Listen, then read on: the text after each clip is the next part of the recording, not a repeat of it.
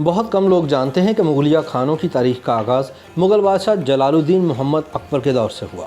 کھانوں کے حوالے سے حساس اکبر بادشاہ کو پیش کیے جانے والے ادویاتی خوبیوں کے حامل کھانوں کا انتخاب شاہی طبیب کیا کرتا تھا۔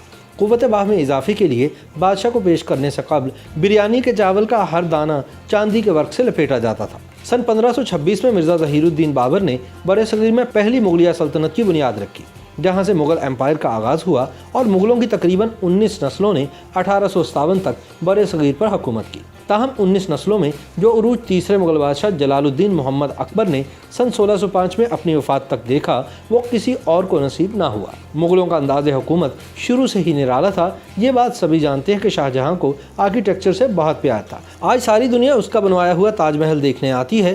ہمایوں بادشاہ نے اپنا وعدہ پورا کرنے کے لیے سلطنت ایک دن کے لیے نظام سقا کے سپرد کر دی تھی، جس کی تاریخ میں اور کوئی مثال نہیں ملتی۔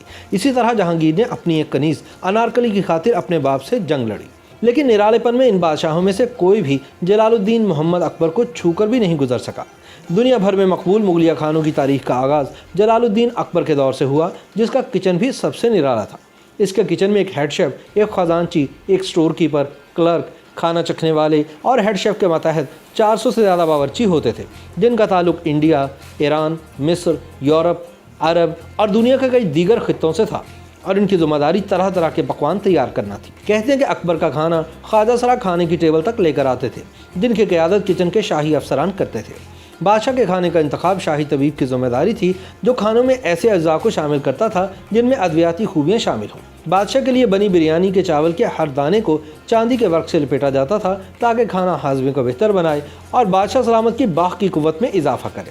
اکبر کے دسترخوان کی زینت بننے والے اصیل مرغ محل کے اندر پروان چڑھائے جاتے تھے، اور ان مرغوں کو روزانہ ہاتھ سے کھانا کھلایا جاتا تھا، اور چگنے کے لیے انہیں زعفران ملا کھانا اور پینے کے لیے عرق گلاب دیا جاتا تھا۔ ان مرغوں کی روزانہ مسقائل اور سندل کی لکڑی کے تیل سے مالش کی جاتی تھی۔ شہنشاہ اکبر ہفتے میں 3 دن سبزی کھاتا تھا، اور بادشاہ کے لیے کچن کی ساری سبزی محل میں موجود باغات میں ہی اگائی جاتی تھی، اور ان سبزیوں کو پانی کے طور پر عرق گلاب سے سیراب کیا جاتا تھا، تاکہ جب سبزی پکے تو سبزی سے خوشبو آئے۔ شہنشاہ جلال الدین کے دور کے چند مشہور کھانوں میں سموسا، ساگ، پالک، حلیم، ہریسہ، یخنی، میتھی دانے کا سالن، سالم روسٹ اور دمبے وغیرہ آج بھی بہت مشہور ہیں۔ اکبر کا کھانا سونے، چاندی اور پتھروں کے برتنوں میں پیش کیا جاتا تھا۔ ان برتنوں کو کپڑے سے ڈھانپا جاتا تھا، اور کھانوں اور مشروبات کو ٹھنڈا کرنے کے لیے برف کا استعمال بھی ہوتا تھا، اور یہ برف روزانہ کی بنیاد پر ہمالیہ کے پہاڑوں سے اکبر کی خاص کوریئر سروس کے ذریعے اکبر کے محل تک لائی جاتی تھی۔ بادشاہ کو کھانا جب باورچی خانے سے روانہ ہوتا تو پہلے اسے پکانے والا باورچی اور نگران کچن میں چکھتے، پھر میر بقول کھانے کو سیل کر کے اس پر اپنی مہر لگا دیتا۔ کھانا لے جاتے ہوئے کچن کا عملہ خواجہ سراؤں کے ارد گرد چلتا، اور کھانے کے لیے زمین پر قالین کے اوپر قیمتی دسترخوان بچھایا جاتا۔